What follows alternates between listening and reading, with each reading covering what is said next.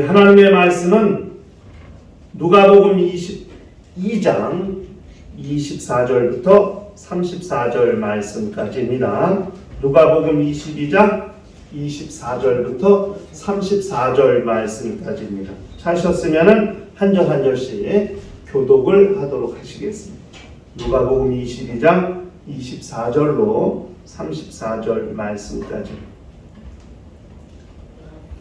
또 그들 사이에 그중 누가 크냐 하는 다툼이 난지라. 예수께서 이르시되 이방인의 임금들은 그들을 주관하며 그 집권자들을 의리나 칭함을 받으나 너희는 그렇지 않을지니 너희 중에 큰 자는 젊은 자와 같고 다스리는 자는 섬기는 자와 같을지니라. 앉아서 먹는 자가 크냐 섬기는 자가 크냐. 앉아서 먹는 자가 아니냐. 그러나 나는 섬기는 자로 너희 중에 있노라. 너희는 나의 모든 시험 중에 항상 나와 함께한 자들인즉 내 아버지께서 나라를 내게 맡기신 것 같이 나도 너희에게 맡겨 너희로 내 나라에 있어 내 상에서 먹고 마시며 또는 보호자에 앉아 이스라엘 12지파를 다스리게 하려 하노라. 시몬아 시몬아 보라 사단이 너를 밀가부르듯 하려고 요구하였으나 그러나 내가 너를 위하여 내 믿음이 떨어지지 않기를 기도하였노니 너는 돌이킨 후에 내 형제를 굳게 하라. 그가 말하되 주여 내가 주와 함께 오게도 죽는 데에도 가기를 각오하였나이다. 다같이 이르시되 베드로야 내가 네게 말하노니 오늘 다 울기 전에 내가 3번 나를 모른다고 부인하리라 하시니라. 아멘. 우리 신앙생활은 하나님을 섬기면서 사는 삶을 말하는 것입니다. 섬긴다는 말은 사전적으로 떠받들다, 모시다, 공경하다 라는 의미를 가지고 있는 말입니다. 근데 중요한 것은 섬기는 자의 신분이거든요.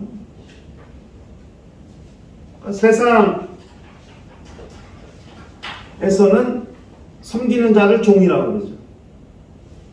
근데 우리는 하나님의 자녀로서 하나님을 섬기는 자들이거든요. 예수 안에서 주님을 섬기는 자들은 종이 아니고 자녀이고 친구입니다. 이미 예수께서 그렇게 말씀하셨거든요. 요한복음 15장 13절 이하에 사람이 친구를 위하여 자기 목숨을 버리면 이보다 더 큰 사랑이 없나니 너희는 내가 명하는 대로 행하면 곧 나의 친구라.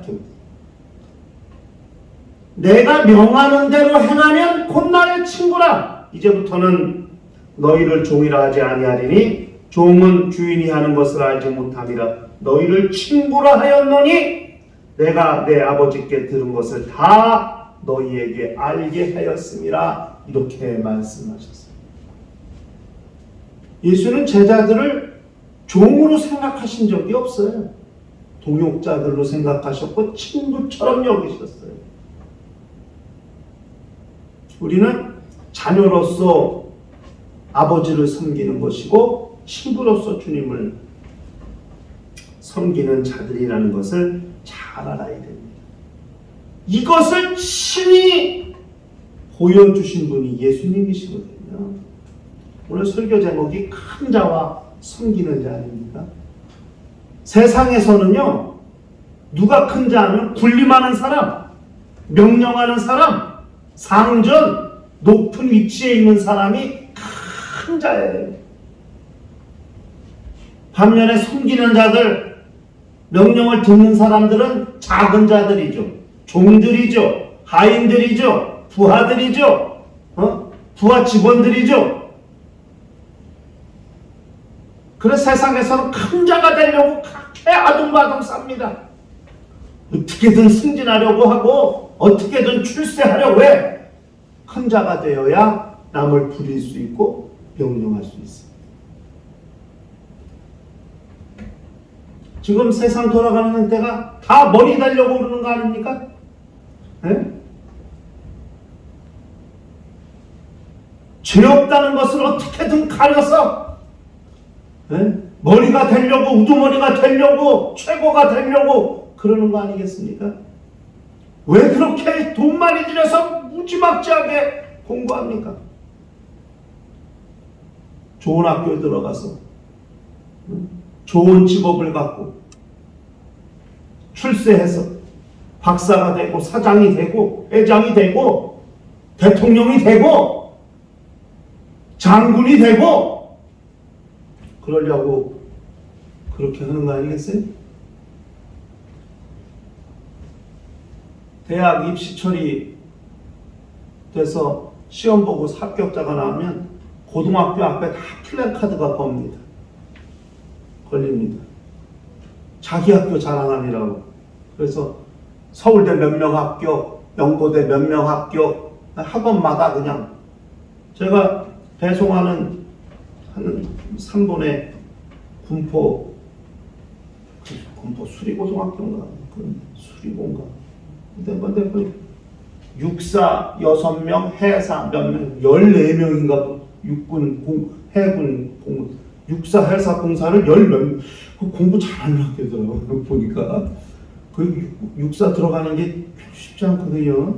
근데 그렇게 육사 해사 공사 아니 일반 대학도 있는데 그 학교 희한하게 육사 해사 공사 몇 명씩 학교에 됐다 14명? 뭐 이렇게 상당히 많이 붙었더라고요.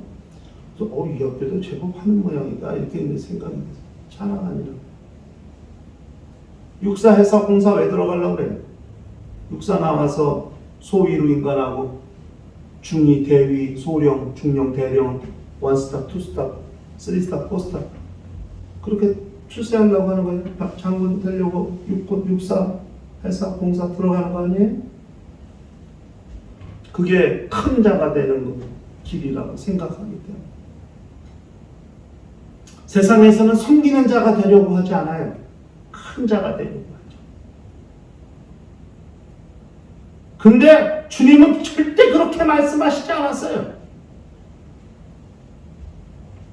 너희가 큰 자가 되려거든 섬기는 자가 되라 이렇게 말씀합니다. 주님이 친히 섬기는 자로서 하늘에서 가장 큰 자가 되는 길을 열어주셨고 그 방법을 알려주신 분이시거든요. 주님이. 되게 중요한 말입니다.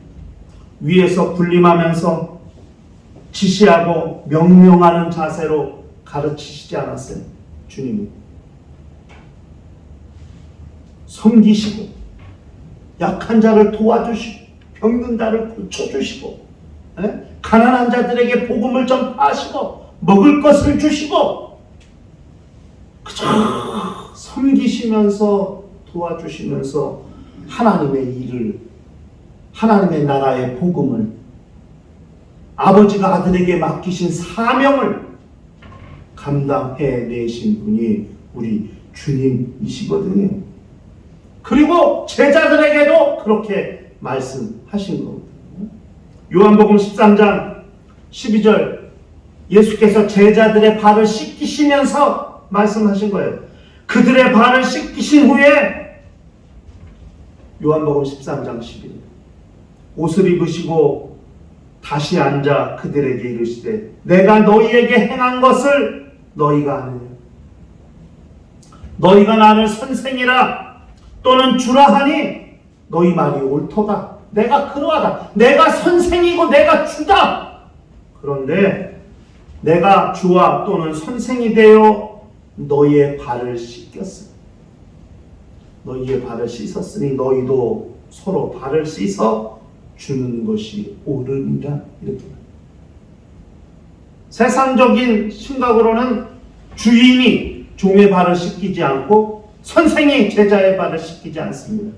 제자가 선생의 발을 씻기고 하인이 주인의 발을 씻기는 것이지 선생이 제자들의 발을 씻기고 주인이 종의 발을 씻기는 것이 아니거든요. 주님도 인정하셨어요. 너희가 나를 주라 또는 선생이라 말한다. 맞다. 그렇다. 그런데 내가 너희의 주와 선생이 되어 너희의 발을 씻었으니 너희도 서로 발을 씻어 주는 것이 옳으니라. 이렇게 말해요. 선생된 자로서, 주인된 자로서 섬기는 것이 어떠한 것인가를 주님이 말씀해 주셨거든요. 그리고 주님이 이 땅을 떠난 다음에 제자들도 당신같이 살게 하시기 위해서 그렇게 말씀하셨다는 것을 우리가 기억해야 되는 거거든요. 그런데 그런 주님의 말씀을 들은 제자들의 상태가 어떠냐? 제자들의 상황, 제자들의 자세는 어떠하느냐 하는 것. 오늘 우리가 읽은 본문이 그렇게 3년 동안이나 따라다니면서 주의 말씀을 들었던 주님의 제자들의 모습을 그리고 있습니다. 아니, 보세요. 지금 주님이 죽으시기 전에 마지막 식사 최후의 만찬을 하시면서 주님이 뭐라고 그러셨어요? 떡을 떼시며 이것은 너희를 위하는 내 몸이라. 포도주를 잔에 따르시면서 이것은 너희를 위한 내가 흘리는 언약의 피라고 말씀하셨어요. 그럼 너희도 그렇게 이를 행하라. 나를 기념하라. 그렇게 말씀하셨어요. 그리고 주님이 고민하시면서 너희 중에 한 사람이 나를 팔리라. 이렇게 말씀하셨거든요. 얼마나 제자들이 놀랐어요. 누구야? 아니, 누가 그러는 거야? 누가? 아니, 잠시 후면 죽으실 스승이 고민하시면서 너희 중에 나가 하나를 팔리라.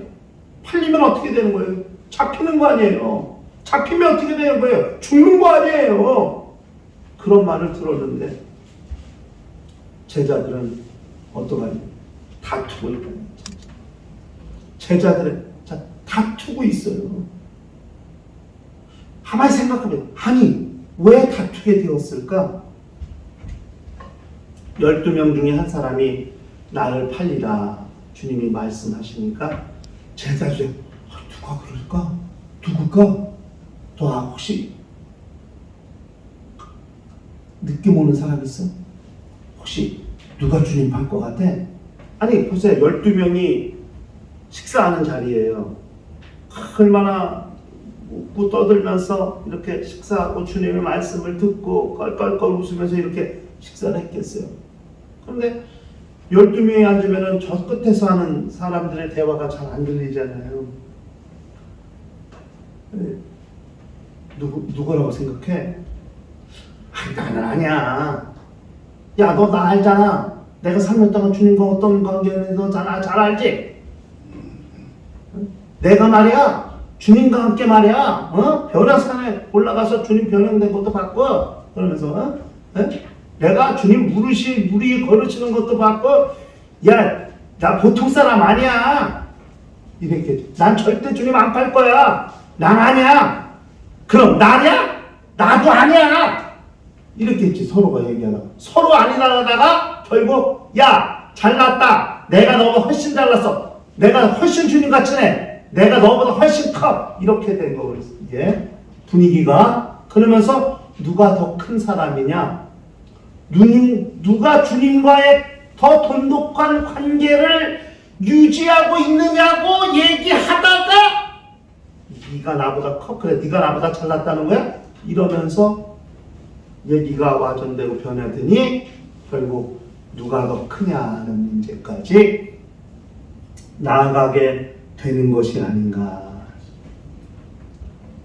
3년 내내 주님이 말씀하신 거 겸손하라.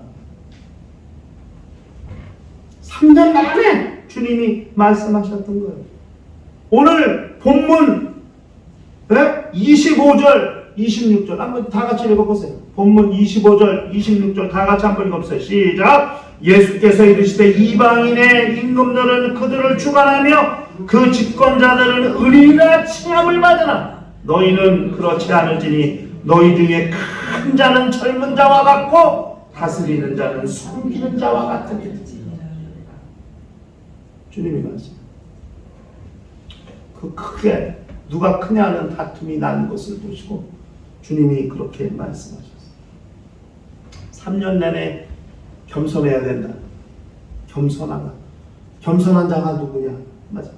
하도 답답하니까 한 번은 어린아이 하나를 데려다가 제자들 앞에 세우시면서 주님이 말씀하셨잖아요. 마태복음 18장 2절부터 4절까지. 자, 여기 한번 보세요. 다 같이 한번 마태복음 18장 2절부터 4절까지 다 같이 한번 읽어요. 시작. 예수께서 한 어린아이를 불러 그들 가운데 세우시고 이르시되 진실로 너희에게 이르노니 너희가 돌이켜 어린아이들과 같이 되지 아니하면 결단코 천국에 들어가지 못하리라. 그러므로 누구든지 이 어린아이와 같이 자기를 낮추는 사람이 천국에서 큰 자리라. 주님이 그렇게 말씀하셨거든요.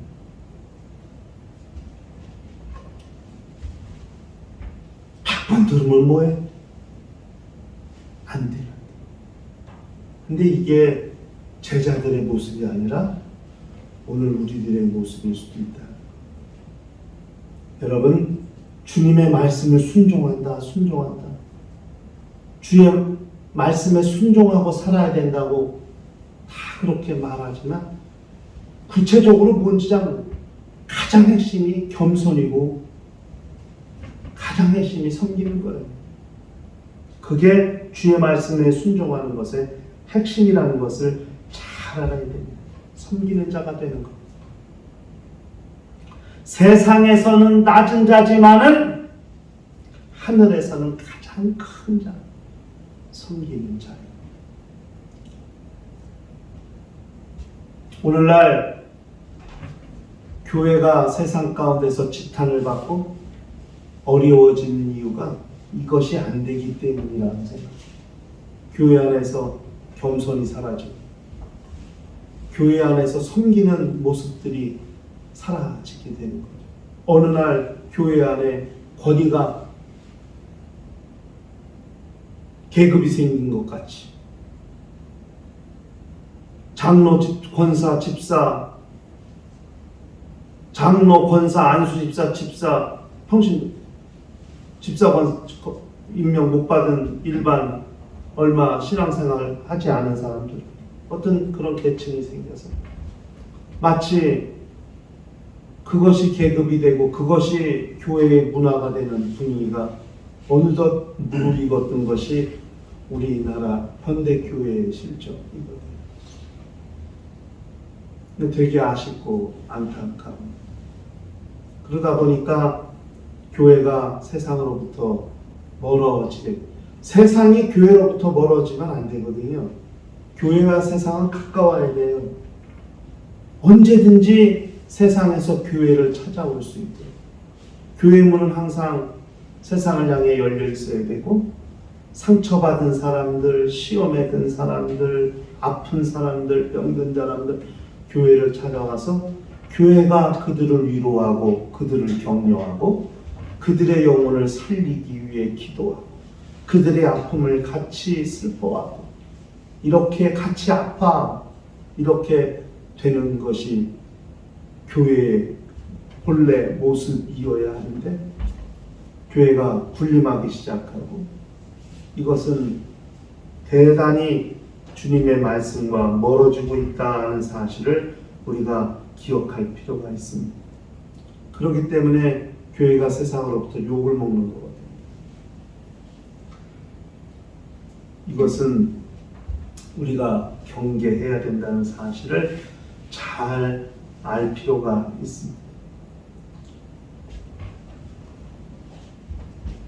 그런 제자들을 보시면서 주님은 그래도 그 제자들을 끝까지 사랑하시는 거예요. 그 대표적인 사람이 베드로예요. 여러분 보세요. 그렇게 누가 크냐고 싸움이 나고 경롤이 벌어졌는데 그 가운데 핵심 인물이 누굴 것 같아요? 베드로 아니겠어요? 아마 예수 당시에 베드로를 수제자라고 주님도 인정하신 적이 없어요. 공적으로. 야, 12명 중에 얘가 서열 1위다. 이렇게 주님이 말씀하신 적 없어요. 나중 후대 사람들이 베드로가 예수님의 수제자라고 이렇게 이야기하기 시작한 것이지, 물론 천주교에서 베드로를 제1대 교황이라고 말했기 때문에 천주교회에서 베드로를 예수의 수제자라고 이렇게 말했을 수도 있고, 어쨌든 후대 사람들이 베드로를 예수의 수제자라고 한 것이지 예수 당시에 베드로가 예수의 수제자라고 생각한 적은 없을 것 같아요. 베드로와 야고보와 요한 이 세 명을 주님이 항상 따로 같이 다니셨기 때문에 12제자 중에 특별히 이 세 사람이 주님의 관심을 끌었던 사람이라고 그렇게 생각을 할 수는 있지만, 어쨌든 제일 잘난 척 했던 사람이 베드로였을 겁니다. 왜냐하면 베드로는 무리를 걸었던 경험이다. 그렇죠? 유일하게 바다로, 그 다음 갈릴리 호수로 뛰어내려 주님이시라니까, 만일 주님이시여든 나를 명하여 무리로. 왜? 아니 주님도 지금 무리를 걸어오시는데 주님이시라면 나를 명하여 무리로 오라. 엄청 믿음도 좋아. 그냥 뛰어내려서 배에서. 그런데 베드로가 무리를 걸었거든요. 물론 걷다가 파도 보고 바람 보고 의심해서 빠졌지만은 어쨌든 주님을 제외하고 무리를 걸었던 귀한 사람이거든요. 자랑할 만하지 않겠어요? 야! 아티지스. 나 무리를 걸은 사람이야. 이렇게 하지 않았겠어요? 네? 그렇죠? 야! 예수 큰 산에 올라갈 때 예수께서 변형되는 거 본 세 사람 중에 하나가 나야. 근데 내가 얘네보다 조금 얘네들은 무리를 못 걸었거든. 나만 걸었어. 엄청난 자부심이 있거든요. 내가 제일 커. 이랬을 거예요. 엄청 잘난 척 했을 거라고. 네? 베드로가 그뿐인가요? 밤새 고기 못 잡았는데 주님이 야 깊은 데다 그물 던져라.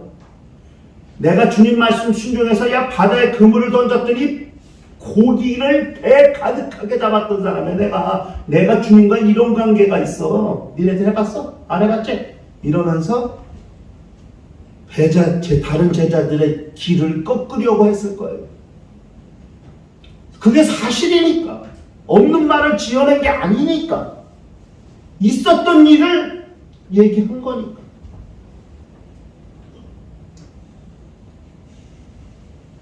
그런 경험이 있기 때문에 엄청 자랑하고 자기의 경험을 드러내려고 했을 겁니다.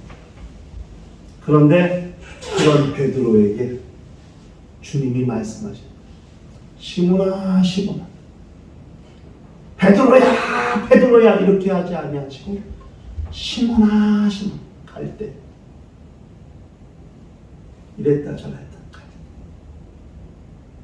사단이 너를 밀가부르듯 하려고 청구했다. 요구했다. 그런데 내가 거절했다. 그리고 내가 너를 위해 기도했다. 너는 분명히 이랬다 저랬다 할 것이다. 그리고 주님 마지막에 하신 말씀이 네가 옥에라도 가서 죽는 데라도 가서 나와 함께 하겠다고? 아니 너는 시몬이야. 다구기 전에 나 3번 부인한 거야. 하루도 지나지 않았어. 그날 밤, 그날 새벽에 있는 일이잖아요. 예수가 그날 밤에 잡히셨고 그 밤중에 새벽에 예수 잡힌 데 따라갔다가 여종 하나가 하는 말 듣고 창피해가지고 부끄러웠고 그래서 예수를 부인했잖아요. 사람들이 그 당이라니까 또 부인했잖아요. 사람들이 막 적시면서 얘기하니까 저주하면서까지 예수를 부인했거든요. 너는 시몬이다. 아마 베드로가 주님을 사랑한다는 말이 거짓말은 아닐 거예요. 진짜 주님을 사랑하는 사람이었어. 그렇게 사랑했을 거예요. 그런데 그 시몬의 마음은 오늘날 우리의 마음과 똑같은 거예요. 우리도 다 시몬이거든. 어려운 일이 닥칠 때 원망이 쏟아져 나오고 내가 왜 예수 믿어가지고 이렇게 개고생하나 이런 말이 나올 수도 있고 예수만 부인하는 게 시몬이 아니에요. 하나님을 원망하고 자기의 삶을 부정하고 자기의 지나간 과거 세월을 그렇게 원망하고 후회하고 베드로 다가 아닌 시몬이죠. 그런데 내가 너를 위해 기도했다. 중요한 게 뭔지 아세요? 저도 그렇게 읽었는데도 왜 이 말씀이 설교 준비해서 이렇게 크게 떠올랐는지 모르겠어요. 돌이킨 후에 내 형제를 굳게 하라. 주님은 이미 하셨던 거예요. 베드로가 3번 부인할 것, 돌이킬 걸 아셨고 그 다음에 내 형제를 굳게. 중요한 건 닭을 3번 울 때 닭 주님을 3번 부인한 게 중요한 게 아니에요. 돌이키는 게 중요해요. 돌이키는 게. 다시 돌아오고 돌이키는 게 중요한 거거든요. 이게 매우 중요한 거예요. 주님을 3번 부인하는 것, 부인하다가 주님과 눈 마주쳤어. 얼마나 주님께 죄송하고 무안하고 책배했을까. 예수를 3번 저주하면서까지 부인했는데 그 중에 주님과 눈이 딱 마주쳤어. 얼마나 찔렸을까. 아유, 닭을 기절해 주는데 나 3번 날 부인하는데 내가 정말 해버렸네. 어떻게 창피하기도 하고 속상하기도 하고 주님께 죄송하기도 하고 무안하기도 하고 만감이 교차했을 거예요. 그런데 주님을 3번 부인한 게 중요한 게 아닙니다. 그와 다 주님과 눈 마주친 게 중요한 게 아닙니다.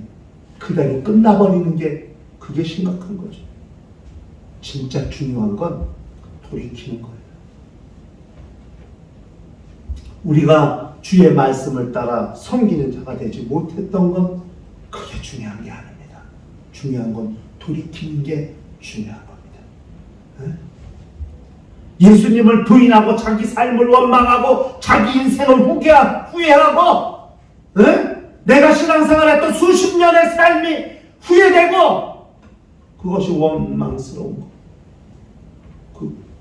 그것 안 하는 게 좋은데 했다 하더라도 진짜 중요한 건 돌이키는 게 중요해요. 이 돌이키다는 말이 무슨 말이냐면은 복귀하단 말이에요. 원상복귀. 원상태로 돌아오다 이런 의미. 돌이킨다는 말이. 정말 베드로가 주님을 사랑하는 마음은 진짜예요. 정말. 그래서 부활하신 주님을 만났을 때 주님이 유한이 아들 시몬아 네가 나를 사랑해. 네 주님 사랑합니다. 진짜로. 정말 네가 나를 사랑하느냐? 내가 주님 사랑합니다. 그래? 진짜야? 예. 그래? 그럼 내 양을 치라. 내 양을 먹이라. 내 양을 치. 주님 돌이킨 후에 내 형제를 굳게 하라고 주님은 죽으시 전에 말씀하시더니 부활하신 다음에는 내가 나를 사랑하냐? 그러면 내 양을 치라. 내 양을 먹이라. 내 양을 치라. 이렇게 말씀합니다. 죽으시기 전에 돌이킨 후에 내 형제를 먹게 하라. 부활하신 다음에 내 양을 먹이라. 내 양을 치라. 이렇게 주님이 말씀하셨습니다. 주님을 사랑하는 그 마음 상태로 복귀하는 것, 돌아오는 것, 원상 복귀하는 것, 그것이 돌이키는 거예요. 지금까지 우리가 예수 믿고 1년을 살았든 10년을 살았든 20년을 살았든 30년, 40년을 살았든 그렇게 살아오면서 주님께 받은 은혜도 있었고 기도한 것 응답받은 기쁨과 감동과 감격도 있었고 그렇게 주님을 믿고 의지한다는 것이 얼마나 행복하고 기쁜 일이었는지를 무수히 많이 경험하고 깨달았던 세월들이 있었다. 그런데 어느 날부터인가 그 사랑이 식어져서 이제는 기억도 나지 않아요. 그렇다 할지라도 돌이키는 게 중요합니다. 그리고 내 형제를 굳게 하라 하시는 주의 말씀을 기억하고 그 말씀대로 사는 것이 중요하다는 사실을 우리가 기억할 필요가 있습니다. 자기 사명을 깨닫는 거예요. 내가 해야 될 일이 무엇인가를 다시 깨닫는 거예요. 정말 베드로는 아마 인류 역사상 이렇게 노골적으로 예수를 부인한 사람은 없을 거예요. 그죠? 주님이 바로 옆에 있는데도 그 옆에서 그렇게 큰 소리로 저주하면서 주님을 부인해서 지금 우리야 주님이 안 보이니까, 그렇죠? 하나님이 안 보이니까 부인해. 근데 주님이 지금 나를 보고 계시는데 그 앞에다 주님 본다고 이렇게 뻔뻔하게, 그것도 몇 시간도 안 지나서 어쩜 그렇게. 베드로는 시몬과 같은 일을 많이 했잖아요. 네? 그렇죠? 주님이 죽으시고 부활하신다고 그랬더니 절대 죽으시면 안 된다고 사탄아 내 뒤로 물러가. 아니 그 말 사이에 그냥 이것을 알게 하니는 하늘에 계신 내 아버지 주는 그리스도시여 살아계신 하나님의 아들이시라고 그렇게 고백해서 주님의 칭찬을 받았는데 그 몇 분이 안 돼서 사탄아 내 뒤로 물러가라고, 이런 주님의 야단도 맞은 사람이 베드로거든요. 시몬과 같이 일했다. 시몬아, 사단이 너를 밀가부르듯 쳐갈 것이다. 우리 마음이 내 마음 같지 않을 때, 내 생각은 그게 아닌데 자꾸 내 생각이, 내 말이 그렇게 튀어나올 때, 사단에 의해서, 원수에 의해서 내 마음이 조종당하고 있다는 그것도 우리가 기억할 필요가 있는 거죠. 중요한 것, 저질러진 것 때문에 절망하고 좌절할 것이 아니라 돌이키는 게 중요합니다. 원상복귀하는 게 중요합니다. 그리고 주의 말씀을 되새김질해서 주님이 뭐라고 그러셨지? 돌이킨 후에 내 형제를 복귀하라. 그렇게 주님이 말씀하셨습니다.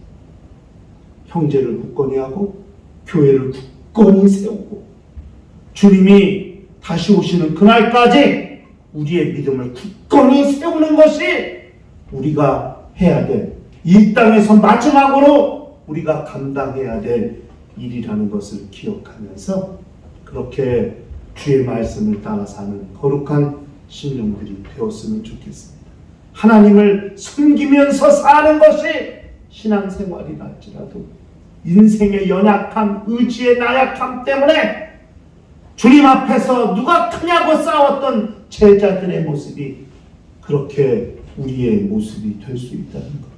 섬기는 자가 간절하는 말씀을 3년 내내 들어왔으면서도 여전히 섬기는 자가 아닌 이 세상에서 큰 자가 되려고 하는 우리들의 연약한 모습이 있다 할지라도 주님 앞에서 주님을 3번씩이나 부인하는 뻔뻔스러운 시몬 베드로의 모습이 우리한테 있다 할지라도, 그러나 주님께서 하신 말씀, 돌이킨 후에 내 형제를 굳게 하라 하시는 주의 말씀을 기억하며 다시 주님을 사랑하는 우리의 본래 마음으로 돌아와 정말 주님을 섬기고 주님을 사랑하고 교회를 사랑하고 영혼들을 사랑하고 그렇게 자기의 영혼을 사랑하고 자기의 믿음을 견고히 세울 수 있는 거룩한 심령과 가정과 교회가 되시기를